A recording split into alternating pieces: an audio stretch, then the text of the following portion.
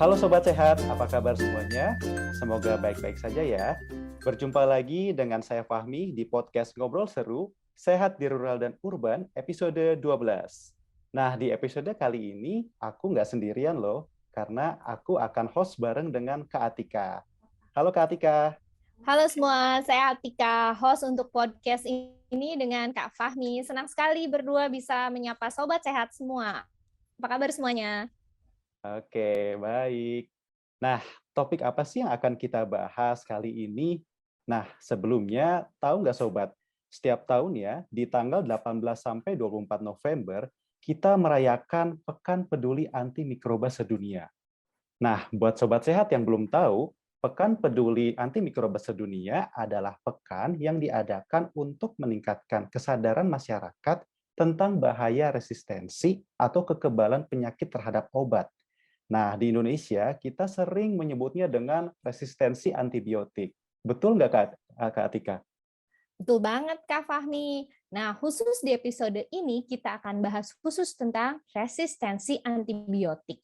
Menurut WHO, resistensi antibiotik terjadi ketika bakteri, virus, jamur, dan parasit tidak lagi merespon obat-obatan, membuat infeksi umum lebih sulit diobati dan meningkatkan risiko penyebaran penyakit. Begitu, mungkin kalau masyarakat awam mengenal kuman juga, nah nanti mungkin kita bisa dengar penjelasannya dari Dokter Lisi ya. Oke, nah untuk bahas topik ini, sekarang kita sudah bersama dengan Dr. Rala Lisia Limato atau akrab disapa Dr. Lisia yang akan menjadi narasumber untuk podcast kali ini. Halo Dr. Lisia, apa kabar? Halo Fahmi, halo Atika. Kabar baik, apa kabar? Baik-baik juga, Dok. Nah, Baik dok. sebelumnya boleh dong perkenalkan diri dulu, Dok? Ya, oke, terima kasih. Jadi saya tadi sudah diperkenalkan, biasanya disapa Dr. Lisia. Saat ini saya sedang bekerja di Eijkman, Oxford Clinical Research Unit, yaitu sebagai peneliti. Dan kebetulan topik penelitian saya ini adalah tentang penggunaan antibiotik di rumah sakit. Nah, sementara saya juga sedang menempuh pendidikan S3, pendidikan doktoral. Kira-kira seperti itu, Fahmi sama Atika. Terima kasih. Oke dokter, terima kasih atas penjelasannya. Jadi topiknya sangat nyambung ya dengan bidangnya dok yang sedang dokter jalani sekarang. Ya, Uh, aku betul. boleh aku boleh mulai dengan pertanyaan pertama ya dokter? Boleh. Oke, untuk pertanyaan pertama, faktor apa saja sih dok yang menyebabkan terjadinya resistensi antibiotik?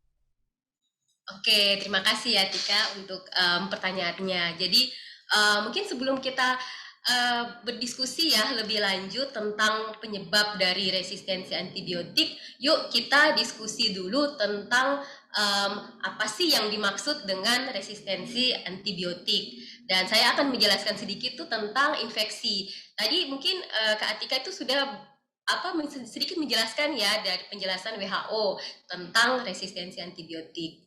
Nah, sebelum ke resistensi antibiotik, kita akan mengenal dulu yang namanya infeksi. Nah, mungkin teman-teman masyarakat sini sudah tahu apa yang disebut dengan infeksi. Jadi, infeksi itu merupakan suatu keadaan di mana kuman penyebab penyakit ini masuk ke tubuh kita, manusia, dan memberikan gejala-gejala penyakit infeksi. Nah, contohnya yang paling sering, panas, batuk, pilek, dan sebagainya. Nah, namun kuman penyebab infeksi ini ada bermacam-macam. Ada yang disebabkan virus, ada bakteri, ada parasit, dan ada jamur. Mungkin contoh yang paling sederhana ya, kalau infeksi bakteri, pneumonia itu biasanya batuk, panas gitu. Nah, kemudian contoh virus. Nah, kalau sekarang kan lagi banyak ya virus corona, jadi kita kenal nih corona itu virus. Tapi selain itu banyak juga penyakit yang banyak di Indonesia itu yang disebabkan virus bukan bakteri, yaitu demam berdarah. Nah, itu disebabkan virus bukan bakteri. Contoh parasit nih, infeksi kuman parasit nih. Jadi apa contohnya? Malaria. Dan kemudian ada juga jamur. Jamur tuh kurap gitu ya, biasanya gatal-gatal ya gejalanya. Nah, mungkin kita lanjut ke resistensi antibiotik ini, di mana biasanya kan penyakit yang disebabkan bakteri ini yang diobati dengan antibiotik, bukan yang disebabkan oleh virus, parasit, atau jamur. Nah, jadi resistensi antibiotik adalah suatu keadaan di mana nih kuman atau bakteri yang menyebabkan infeksi itu menjadi kebal terhadap antibiotik yang membunuh bakteri tersebut. Jadi bukan tubuh manusia yang menjadi kebal terhadap antibiotik, namun kuman atau bakteri tadi. Nah, kemudian kuman ini ada di mana saja sih? Tuh. Nah, jadi kuman itu bisa ada di tubuh manusia. Tadi saya sudah sempat bilang kan, contoh-contohnya bisa di tubuh manusia, namun bisa juga ada di binatang peliharaan, bisa juga ada di hewan ternak, dan ada juga di lingkungan seperti di tanah, di air, dan sebagainya. Nah, saat kuman ini masuk ke tubuh kita, maka pada saat yang bersamaan daya tahan tubuh itu menurun, maka terjadi gejala-gejala tadi nih, panas dan sebagainya tuh. Nah, sehingga kita butuh bantuan antibiotik untuk membunuh kuman tersebut karena daya tahan kita lagi lemah. Tuh. Nah, jadi saat kuman ini tidak bisa lagi dibunuh oleh antibiotik, maka itulah yang disebut resistensi antibiotik. Wah, menarik banget, Dokter Lucia. Nah, saya punya pertanyaan nih. Jadi sebenarnya bagaimana sebenarnya antibiotik ini bekerja di dalam tubuh manusia? Dan apa sih yang akan terjadi jika seseorang mengkonsumsi antibiotik tanpa resep dari dokter? Oke. Nah, jadi kan kenapa ya pertanyaannya mengapa kuman ini atau bakteri ini menjadi resisten ya terhadap antibiotik? Benar nggak, Kak Fahmi? Betul, betul. Oke. Nah, jadi banyak sekali faktor yang menyebabkan kuman atau bakteri itu menjadi kebal terhadap antibiotik. Jadi sebenarnya tidak ada hanya satu aja nih faktor satu-satunya. Nah, namun itu itu terjadi karena berbagai faktor. Faktor pertama yaitu faktor yang paling dasar, yaitu kemampuan dari kuman atau bakteri ini untuk mempertahankan diri. Seperti kita nih manusia atau makhluk hidup lain ya, saat ada serangan dari luar gitu, pasti kita akan mempertahankan diri kita. Kita ada sistem imun gitu dan sebagainya. Maka kita akan membela diri. Sama juga dengan kuman atau bakteri ini. Saat dia itu terpapar dengan antibiotik ini, maka kuman akan berusaha untuk bertahan diri dong gitu, biar dia nggak mati. Nah, sehingga antibiotik ini tidak bisa membunuh kuman. Kemudian tadi hubungannya dengan konsumsi antibiotik. Nah, jadi hanya faktor yang tadi itu tidak cukup untuk menyebabkan bakteri ini itu menjadi kebal, bahkan yang sekarang ya kasusnya itu banyak ya, dan sampai menjadi suatu perhatian dari dunia dan WHO. Nah, faktor kedua ini yang juga sangat penting adalah perilaku manusia. Perilaku kita nih manusia yang suka mengkonsumsi antibiotik yang tidak tepat. Nah, jadi kemampuan dari kuman tadi tuh, nah itu sering didorong oleh kita nih manusia yang tidak teratur itu minum antibiotik yang diresepkan. Nah, contohnya itu tidak menghabiskan antibiotik tersebut. Kok bisa ya? Nah, karena saat kita melakukan kebiasaan ini, itu minum antibiotik tanpa resep, kemudian tidak menghabiskan antibiotik tersebut, maka dosis yang untuk membunuh kuman atau bakteri ini menjadi tidak cukup. Sehingga dia hanya terpapar dengan dosis yang kecil, yang kurang, sehingga hanya membuat bakterinya lemah, tapi tidak mati. Nah, sehingga akhirnya karena mendapat serangan gitu dia cuma lemah, lama-lama dia tambah hari tambah kuat untuk melawan efek antibiotik tersebut. Gitu.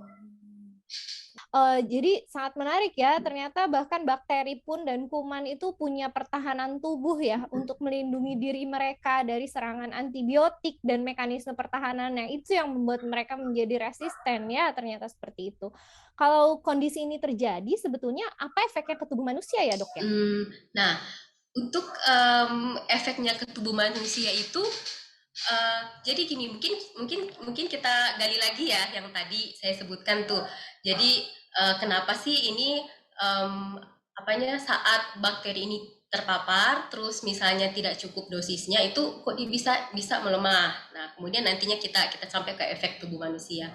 Nah, jadi untuk cara kerja antibiotik ini itu terbagi atas dua. Jadi ada antibiotik yang cara kerjanya berdasarkan konsumsi obat dan kemudian waktu, dan ada yang berdasarkan konsentrasi obat.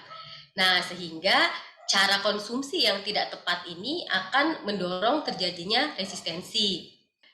Jadi dengan terjadinya kekebalan terhadap antibiotik atau resistensi ini, maka yang paling pertama itu terjadi bahwa infeksi yang sedang diderita oleh seseorang itu yang sudah terjangkit dengan kuman atau bakteri yang sudah resisten, itu pasti penyakitnya nggak sembuh.